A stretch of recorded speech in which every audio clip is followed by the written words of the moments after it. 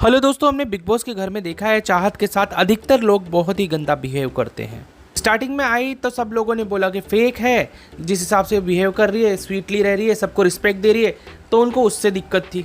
चाहत की इस बात से भी उनको दिक्कत थी कि चाहत उल्टा रिप्लाई नहीं देती है, चुप रहती है, वो तो दिखावा कर रही है।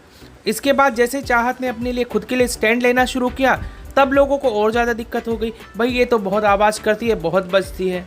सबसे पहले जो सेट किया था नैरेटिव, वो अविनाश मिश्रा ने किया था। उसके बाद विवियन को तो कुछ टॉपिक ही नहीं मिलता, हर चीज़ में चाहत चाहत चाहत। अगर बिग बॉस की जर्नी में विवियन का अगर हिस्ट्री उठाएंगे तो उसमें केवल दो ही चीज़ें आपको मिलेंगी, दो क्या तीन चीज़ें मिल जाएंगी। सबसे पहले कॉफ़ी आती है, उसके बाद चाहत आती है और उसके बाद करणवीर। सबसे बड़ा सवाल ये आता है, आखिर सब लोगों को चाहत से इतनी प्रॉब्लम क्यों है? चाहत ने ऐसा क्या कर दिया, उनके साथ क्या गलत किया जो शुरुआत में लोगों से थोड़ा सही बात करते हैं, दोस्ती करते हैं, उसके बाद उसको छोड़ देते हैं? आखिर ऐसा क्यों? स्टार्टिंग में सबसे पहली बात आती है, चाहत के लिए नैरेटिव सेट कर दिया गया था कि भाई चाहत अपने आप को बहुत सुपीरियर समझती है, उसने लीड किया है, 1000 एपिसोड किया है। तो सेम चीज़ें तो भाई विवियन ने भी बोली थी, ठीक है, बहुत सारी चीज़ें और भी बोली थी उसने, बोला कि मैं तो ब्लैंक पेपर पे, ब्लैंक चेक पर साइन करने के लिए भी लोग रेडी होते हैं, लेकिन उसको इतनी नफरत या हेट नहीं मिला। चाहत ने ऐसा कुछ गलत नहीं बोला था, उसने बोला 1000 एपिसोड किया है जिसमें वो मेन लीड है, कि हमने भी देखा था दंगल का वो सीरियल।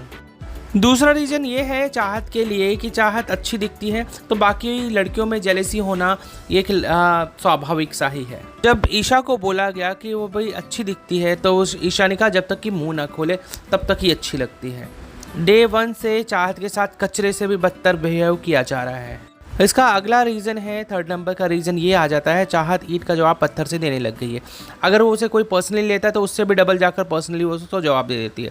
सामने वाले के चारों खाने चित हो जाते हैं। जैसे रजत दलाल ने बोला था 2300 वोटों से तू हार गई थी, इतने ही वोट मिले थे तुझे, तो उसने बोला तुम्हारे केस गिनाऊँ क्या? उस समय रजत दलाल भी किलस गया था।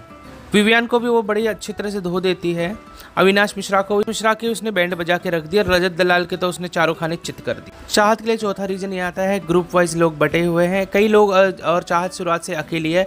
अगर कोई चाहत का साथ देगा तो उसको भी टारगेट किया जाएगा, इसलिए लोग डर के भी चाहत का साथ नहीं देते। जैसे यामिनी ने उसका सपोर्ट किया तो यामिनी भी सबके निशाने पर आ चुकी थी, इसलिए उसने खुद ही उससे दूरियां बना ली, उसे जानबूझ के लड़ाइयाँ शुरू कर दी।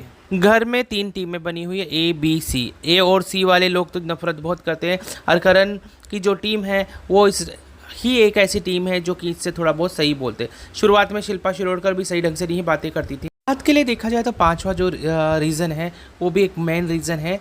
घर वाले सोचते हैं चाहत पांडे में कोई वो बात नहीं है, वो केवल दिखाई दे रही है अविनाश की वजह से या फिर विवेन की वजह से, वरना उसका खुद का कोई अस्तित्व नहीं है, उसका कोई स्टैंड नहीं है। लेकिन जहाँ तक देखा जाए तो चाहत ने हर मुद्दे पर अपनी बात रखी है, गलत सही के बारे में बोला है। और 5वां यही है कि उसे लोग कमज़ोर खिलाड़ी समझते हैं, और वो सोचते हैं पता नहीं कब निकल जाएगी, पता नहीं किस भविष्य की वजह से वो टिकी हुई है। विवियन भी बोलता पता नहीं कैसे टिकी हुई है। अविनाश को भी यही लगता है और ईशा को भी। तो दोस्तों आपको क्या लगता है, चाहत पांडे के साथ गलत किया जा रहा है, उनके साथ बहुत बुरा बिहेव कर रहे हैं घर के अंदर? चाहत के साथ ऐसा किया जा रहा है जैसे स्कूल में कुछ 30 बच्चे हैं और उनमें से केवल एक बच्चे को सब साइड में कर दिए हैं और उसे बुली कर रहे हैं, उसे परेशान कर रहे हैं, लेकिन चाहत ने उनके साथ भी डटकर मुकाबला किया। तो दोस्तों आपके चाहत के बारे में क्या विचार है, कमेंट करके जरूर बताएं। चैनल को प्लीज़ सब्सक्राइब। ये आपका अपना चैनल है। Thank you so much.